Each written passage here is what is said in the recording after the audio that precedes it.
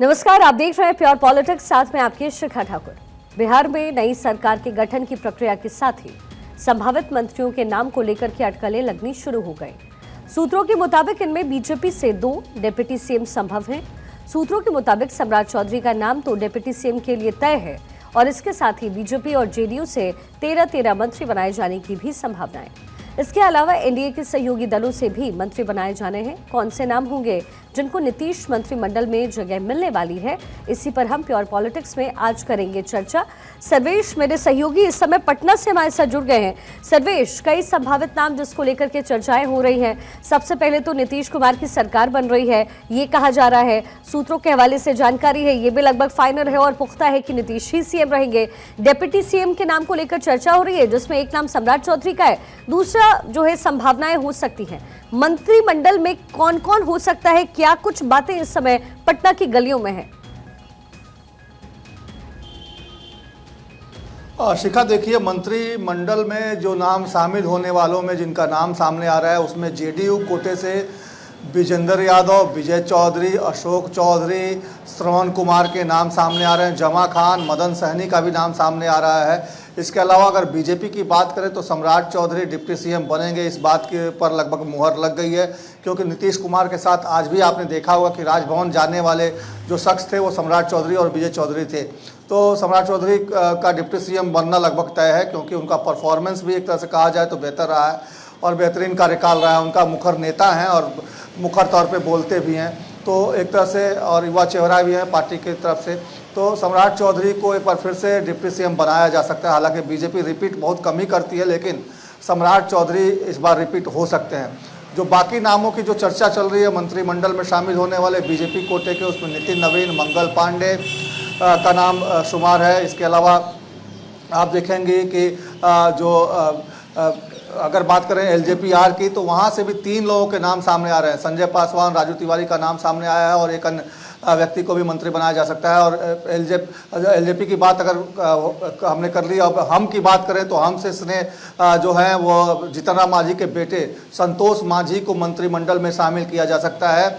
और अगर बात करें उपेंद्र कुशवाहा के पार्टी की, तो वहाँ से स्नेहलता जो कि पत्नी है उपेंद्र कुशवाहा की, उनको मंत्रिमंडल में शामिल किया जा सकता है। जेडीयू से लेसी सिंह का भी नाम सामने आ रहा है कि वो भी मंत्रिमंडल में शामिल हो सकती है। तो एक तरह से कहा जाए, संजय सरावगी का नाम सामने आ रहा है बीजेपी से, वो भी मंत्रिमंडल में शामिल हो सकते हैं। नीतीश मिश्रा शामिल हो सकते हैं मंत्रिमंडल में। तो ये तमाम जो नाम है जिनके नामों पर तकरीबन आम सहमति बन गई है।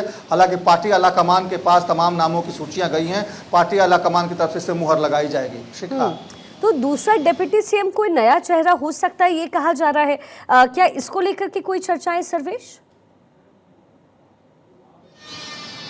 देखिए, 3 नाम की चर्चा चल रही है, मंगल पांडे, रामकृपाल यादव, नितिन नवीन। इन तीनों में से किसी एक को दूसरा डिप्टी सीएम बनाया जा सकता है। हालांकि सबसे ज़्यादा चर्चा में इस वक्त मंगल पांडे ही हैं।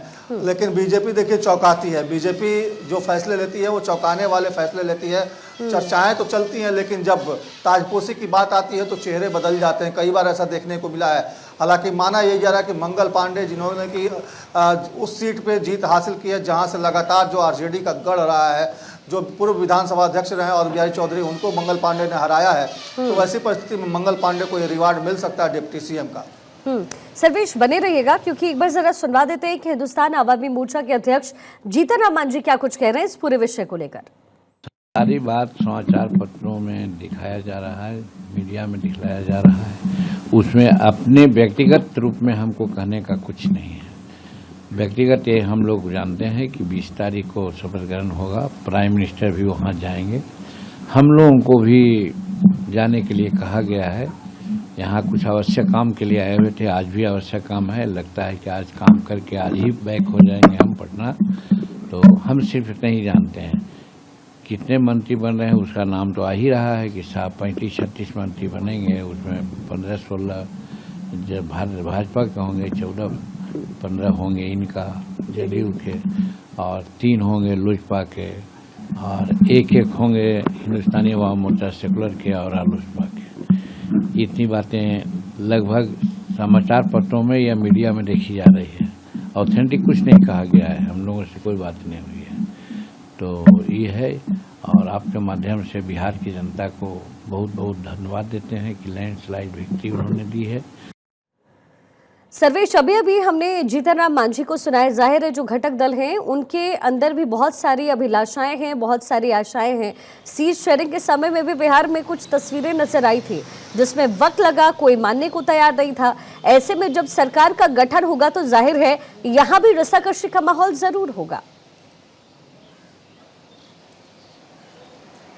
देखिए शिखा, जीतन राम मांझी के बयान से बहुत कुछ स्पष्ट हो जाता है कि आपस में कोई इस बात को लेकर कोई विवाद नहीं है और आपस में एक आम सहमति बन गई है।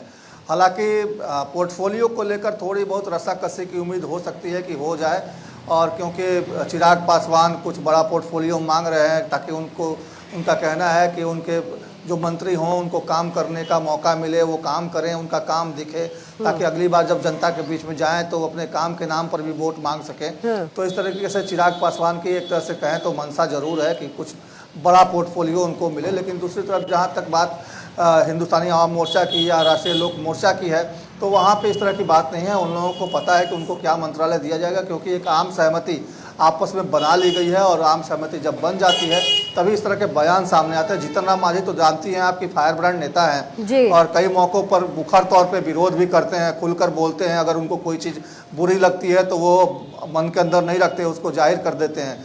लेकिन जिस तरीके से उनका बयान आया है उससे साफ हो गया है कि जीतन राम मांझी अगर खुश हैं तो बाकी दल जो घटक दल है पांचों जो गठबंधन है, पांचों दल जो उसमें है, वो तो उनके भीतर भी एक आपसी तालमेल बन गया है और इस बात को लेकर कहीं से कोई विवाद अब नहीं है। सर्वेश, विजय सिन्हा को लेकर के खबरें हैं, चर्चाएं हैं कि उन्हें स्पीकर का पद मिल सकता है। देखिए, विजय सिन्हा की चर्चा है, इसके अलावा दो नाम और चल रहे हैं जिनकी चर्चा हो रही है कि स्पीकर का पद उनको दिया जा सकता है। पूर्व मुख्यमंत्री रेणु देवी का नाम भी इसमें सामने आ रहा है। तारकिशोर प्रसाद जो पूर्व मुख्यमंत्री रहे हैं उनका नाम भी सामने आ रहा है। विजय सिन्हा का भी नाम आ रहा है क्योंकि विजय सिन्हा भी विधानसभा अध्यक्ष रह चुके हैं, तो एक तरह से उनका नाम भी सामने आ रहा है। हालांकि अभी इस पर संशय है, अभी ये सूत्रों के हवाले से खबरें आ रही है 3 नाम, जिस तरीके से डिप्टी सीएम, दूसरे डिप्टी सीएम के लिए 3 नाम चल रहे हैं, वैसे ही विधानसभा अध्यक्ष को लेकर भी 3 नाम चल रहे हैं, जिसमें विजय सिन्हा है, तारकिशोर प्रसाद हैं और रेणु देवी है। सर्वेश, अगर शपथ ग्रहण की बात करें तो कौन सा संभावित जो डेट है वो फिक्स हो रहा है फिलहाल? देखिए शिखा, 20 तारीख का वक्त मुकर्रर कर दिया गया है नीतीश कुमार की ताजपोशी के लिए और इसके लिए स्थान का भी चयन कर लिया गया है।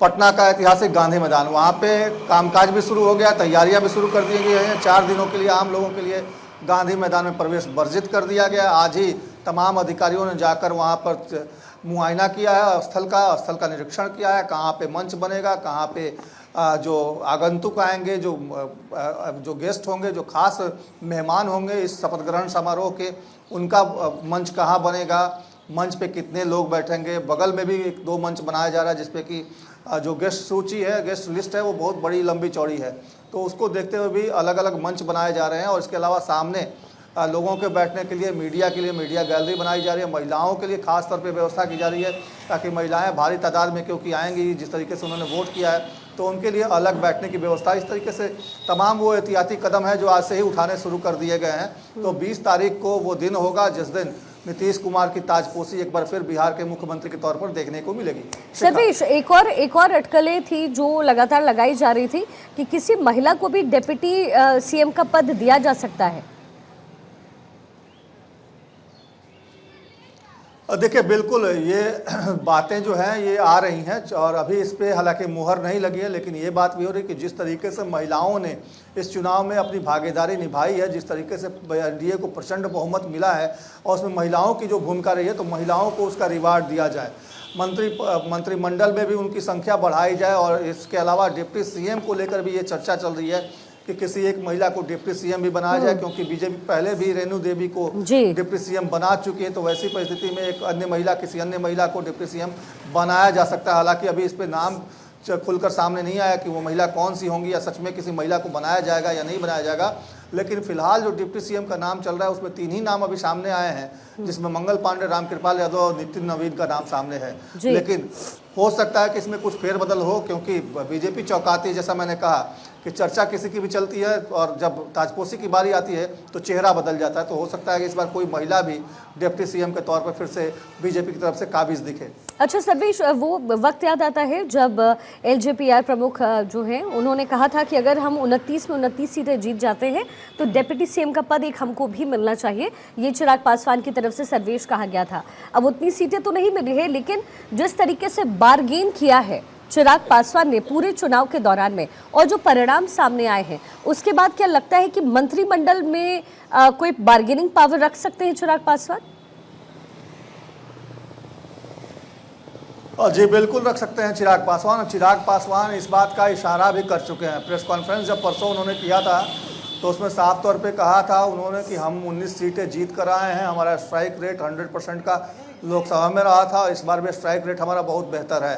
तो ऐसी परिस्थिति में उन्होंने साफ तौर पे कहा था कि हम चाहते हैं कि हमारे जो भी लोग सरकार में हम पहली बार शामिल हो रहे हैं, और जब हम सरकार में पहली बार शामिल हो रहे हैं तो हम चाहेंगे कि हम ऐसा काम करें जिसको लेकर जनता के बीच में आगे जब जाएं चुनाव में तो जनता हम पर भरोसा करे, और हम अब परफॉर्म करना चाहते हैं। तो परफॉर्मेंस वाले पोर्टफोलियो की एक तरह से बात कही जाए तो चिराग पासवान ने उसकी तरफ इशारा कर दिया है। जहाँ तक डिप्टी सीएम की बात है, निश्चित तौर पे 29 सीटें अगर उनको मिलती तो डिप्टी सीएम के पद के वो दावेदार एक तरह से बनते थे, लेकिन फिलहाल उनको 19 सीटें मिली हैं तो लगता नहीं है कि उनको डिप्टी सीएम का पद दिया जाएगा।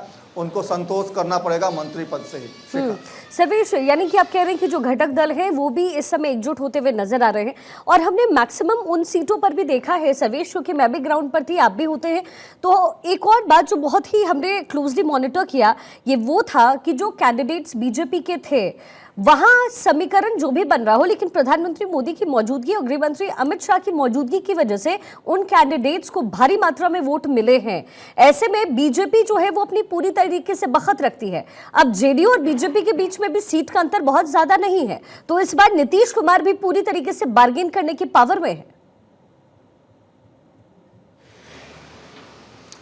देखिए नीतीश कुमार बार्गेन करने के पावर में है, और निश्चित तौर पे देखिए नीतीश कुमार एक प्रमुख दल के तौर पे भी उभरे हैं। 85 सीटें उनकी है, लोकसभा में भी उनका समर्थन है प्रधानमंत्री मोदी को। तो नीतीश कुमार ऑलवेज बार्गेन के पोजीशन में रहे हैं इस बार, चाहे वो लोकसभा का चुनाव था उस वक्त भी या अभी भी। और जिस तरीके से आपने कहा कि बीजेपी कैंडिडेट को मदद मिली पीएम मोदी और अमित शाह की मौजूदगी से, इतना ही नहीं, बीजेपी ने जिस तरीके से मैन टू मैन मार्किंग की इस चुनाव में, आपको देखने को मिला होगा कि कहीं आपको किसी दूर दराज के किसी सीमांचल के किसी इलाके में कहीं रमेश भिदोड़ी लोगों से चाय की दुकान पर चर्चा करते मिल जाते थे, कभी सीआर पाटिल कहीं किसी होटल में बैठकर अच्छा माफ कीजिएगा सर्वेश, मुझे 1 मिनट आपको रोकना पड़ेगा। बड़ी जानकारी बिहार से ही मिल रही है। तेजस्वी यादव नेता विपक्ष होंगे। तेजस्वी की आवाज पर आरजेडी की जो बैठक है खत्म हो गई है। बैठक में तेजस्वी को नेता विपक्ष चुना गया है। जी सर्वेश।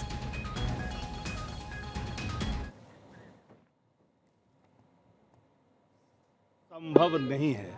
साथ ही साथ चुनाव आयोग के नियमों की धज्जियां भी उड़ी। ऑलरेडी चुनाव चल रहे थे, पैसे लगातार खाते में भी जा रहे थे, वह भी देखा है लोगों ने। लेबर डिपार्टमेंट जो पैसे मजदूरों को दे रही थी चुनाव के दौरान, यह भी देखी जा रही थी। पुलिस प्रोटेक्शन में प्रत्याशी इनके सरकार की तरफ से पैसे बांटे जा रहे थे, यह भी लोगों ने देखा। इसके बावजूद भी कहीं भी इनके कैंडिडेट को बैठने उठने की जगह जनता नहीं दे रही थी। इसलिए हमने कहा कि ये पूरी तौर पर मनसरी मैनेजमेंट इलेक्शन हुआ है और ये जनादेश उसी का नतीजा है। और हम सभी बिंदुओं पर बात कर रहे हैं। हम लोग हारने वाले लोगों में से नहीं हैं। जो जनता के सवालात हैं, जो हमारा कमिटमेंट है, जो हमारी घोषणाएं हैं, जिसको चुराई है, उस सब पर हमारी नज़र रहेगी, क्योंकि जो वादे हैं उन वादों को अनुपालन करेगी सरकार। यहाँ पर जो है वो तेजस्वी यादव के आवाज पर आरजेडी की बैठक जो चल रही थी वो खत्म हो चुकी है सर्वेश, और ये जो अभी अभी बयान आरजेडी की तरफ से आया है मुझे दिल्ली की याद दिलाता है कि ये हम नहीं कर पाए तो नजर हमारी रहेगी। 25 सीटों पर आरजेडी सिमट करके रह गए, लेकिन नेता विपक्ष होने वाले हैं तेजस्वी, ये कंफर्मेशन अभी अभी मिली। जी बिल्कुल, देखिए नेता प्रतिपक्ष चुने जाएंगे ये इस बात का अंदेशा था। और जब समीक्षा बैठक बुलाई गई थी दोपहर 2 बजे, हालांकि बैठक 1 घंटे विलंब से शुरू हुई, 3 बजे शुरू हुई, और लालू प्रसाद यादव, राबड़ी देवी, मीसा भारती, तेजस्वी यादव तमाम लोग मौजूद रहे। लेकिन लालू प्रसाद यादव नाराज होकर, मैं बोल रहा हूँ शिखा ध्यान से सुनिएगा, नाराज होकर लालू प्रसाद यादव बैठक से उठकर राबड़ी देवी के साथ चले गए बाहर, निकल गए। आधे घंटे भी लालू प्रसाद यादव बैठक में नहीं रहे। उन्होंने सीधे तौर पे अपनी नाराज़गी जताई और जो मैनेजमेंट आरजेडी की थी, जिस तरीके से जो रणनीतियाँ बनाकर चुनाव लड़ा गया था, उसको लेकर लालू प्रसाद यादव की नाराज़गी बैठक में रही और उन्होंने मीसा भारती को वहाँ बिठा दिया और खुद वहाँ से राबड़ी देवी के साथ निकल गए। और मीसा भारती को इसलिए बिठाया गया क्योंकि लालू प्रसाद यादव ये जानना चाह रहे थे कि संजय यादव, तेजस्वी यादव और रमीज की टिकड़ी क्या कर रही है, क्योंकि इन पे रोहिणी ने भी उंगलियां उठाई थी। हालांकि बातें चाहे जो भी हों, अब ये लोग जो भी कहें कि कहाँ चूक हो गई, कहाँ गड़बड़ी हो गई, किस तरीके से एनडीए को प्रचंड बहुमत मिल गया, उसके लिए जो भी ये आरोप लगाएं, लेकिन बात होती है कि जो जीत गया वो जीत गया, जो हार गया वो हार गया। तो अब तो मामला एक तरह से कहें तो उसका पटाक्षेप हो गया है, लेकिन जो लालू परिवार में फिलहाल चल रहा है उसका पटाक्षेप अभी नहीं हुआ है और वो अभी बवाल अभी आगे तक जाएगा। तेजस्वी यादव नेता प्रतिपक्ष हो गए हैं क्योंकि वो चुनाव जीते हैं। परिवार से कोई और अगर जीता होता चुनाव, अगर चुनाव लड़ा होता तो नेता प्रतिपक्ष तेजस्वी यादव भी नहीं बनते, क्योंकि जिस तरीके से विरोध चल रहा है परिवार में, फूट पड़ गया है परिवार में, जिस तरीके से विद्रोह हो गया परिवार में, उसको लेकर अगर कहा जाए तो तेजस्वी यादव क्योंकि विधायक चुने गए हैं राघोपुर से, इसलिए उनको नेता प्रतिपक्ष बनाया गया है। 25 सीटें हैं, 24 सीटों से कम होता तो नेता प्रतिपक्ष की कुर्सी भी नहीं गवारा होती तेजस्वी यादव को। तो एक तरह से कहा जाए तो ये आंकड़े जो हैं कहीं ना कहीं, आपको याद होगा कि महेंद्र शाह नाम का एक व्यक्ति जिसने कुर्ता फाड़ी थी लालू आवास के बाहर, उसने उसी दिन घोषणा कर दी थी कि 25 सीट से ज़्यादा नहीं आएगी आरजेडी को, और उसकी घोषणा सही साबित हुई। एक तरह से कहें तो सबसे बड़ा साइकोलॉजिस्ट महेंद्र शाह सामने आए हैं, जिन्होंने पहले ही घोषणा कर दी कि 25 सीटों से ज़्यादा नहीं आएगी। तो एक तरह से कहा जाए तो आरजेडी का अंदरूनी कलह जो था वो कहीं ना कहीं इसकी वजह से आरजेडी की जो है बड़े पैमाने पे हार हुई है। निश्चित तौर पे आज समीक्षा बैठक हुई है, समीक्षा बैठक में बहुत सारी बातों पे चर्चा भी हुई है। लालू प्रसाद यादव ने अपनी नाराज़गी भी जताई है, राबड़ी देवी ने भी अपनी नाराज़गी जताई है कि पार्टी उस तरीके से परफॉर्म नहीं कर पाई, और इसके लिए जो रणनीतिकार थे संजय यादव, रमीज, जो कि सोशल मीडिया कैंपेन वगैरह सारा कुछ देख रहे थे, इन लोगों पे कहीं ना कहीं लालू परिवार की नाराजगी है। शिखा, लेकिन नाराजगी तो है, लेकिन लालू यादव कुछ कह नहीं रहे हैं। जाहिर है इसका जो फायदा है वो ऑपोजिशन की तरफ से उठाया जा रहा है। वो कह रहे हैं कि लालू यादव जो इतना मुखर उखर के बोलते थे, अब पारिवारिक मामला है, लेकिन कहीं ना कहीं इसका जो है राजनीति से भी पूरा पूरा कनेक्शन दिखता है, क्योंकि संजय यादव जो है ये वो नाम है जिसके ऊपर उंगलियां उठाई जा रही है। ऐसे में बिहार की सियासत में कम से कम आरजेडी के पर्सपेक्टिव से इस समय क्या माहौल है? देखिए, आरजेडी की तरफ से सीधे तौर पे कहा जा रहा है कि जो यूथ ब्रिगेड है आरजेडी का, जिसमें कि तेजस्वी यादव, संजय यादव, रमीज वगैरह आते हैं, इन लोगों ने एक तरह से कहा जाए तो पार्टी को हाईजैक करके रखा है, इस तरह के आरोप लग रहे हैं। और बीजेपी आरजेडी के जो वरिष्ठ नेता हैं, जो लालू प्रसाद यादव के सगे साथी हैं, उनकी तरफ से भी दबी जुबान से बातें हो रही, चाहे वो जगदानंद सिंह हो, चाहे रामचंद्र पूर्वे हो, चाहे अब्दुल बारी सिद्दीकी हो। देखिए, जिस तरीके से इन लोगों को तेजस्वी यादव बैठकों में नहीं बुलाते हैं, जिस तरीके से इन लोगों को प्रेस कॉन्फ्रेंस में मंच पे कुर्सियां नहीं दी जाती, इस बात को लेकर कहीं ना कहीं पार्टी में नाराजगी। और लालू का एक तो देखिए, लालू प्रसाद यादव का जो कैडर है वो भी इन बातों को लेकर कहीं ना कहीं नाराज है, और यही वजह है कि जिस तरीके से जो इन लोगों को अनुमान था, इन लोगों ने सपने में भी नहीं सोचा था कि इतनी कम सीटें आएंगी, और जिस तरीके से जो सीटें आई हैं, जिस तरीके से जनता ने अपना मैंडेट एनडीए के पक्ष में दिया है, उससे ये लोग घबरा गए हैं, इससे ये लोग चिंतित हैं। इनको समझ में नहीं आ रहा कि आखिर चूक कहाँ हो गई, लेकिन क्योंकि राजनीति है और राजनीति में बयानबाजी करना है, तो इसलिए बयानबाजी हो रही है, और उसके पीछे प्रशासनिक तंत्र को जिम्मेदार ठहराया जा रहा है कि एनडीए के पक्ष में प्रशासन ने एक तरह से कहें तो एक मुख्य भूमिका निभाई है, प्रशासन की ने मदद की है, जिसकी वजह से एनडीए को इतनी बड़ी जीत मिली है। तो एक तरह से कहें तो ये राजनीति है, राजनीतिक बयानबाजी है, इसके अलावा और कुछ नहीं है। क्योंकि जिस तरीके से हार हुई है उसके पीछे कहीं ना कहीं रणनीतिक चूक रही है आरजेडी की। जिस तरीके से हार हुई है उसके पीछे बड़े पार्टी के जो बड़े चेहरे हैं, बड़े नेता हैं, उनको दरकिनार करने की वजह से हुई है। और जो मैसेज देना चाहिए था तेजस्वी यादव को, वो मैसेज वो नहीं दे पाए। जिस तरीके से उन्होंने कहा था कि तमाम योजनाएं लाएंगे, लेकिन उस योजनाओं को लागू करने का रोड मैप क्या होगा, उसके लिए वो कुछ खास बता नहीं पाया कि उनका रोड मैप क्या होगा। तो एक तरह से कहा जाए तो उसकी वजह से भी कहीं ना कहीं आरजेडी को हार का सामना करना पड़ा है। ठीक है सर्वेश, बहुत शुक्रिया इस पूरे विश्लेषण के लिए। आप लगातार नजर बनाकर रखें।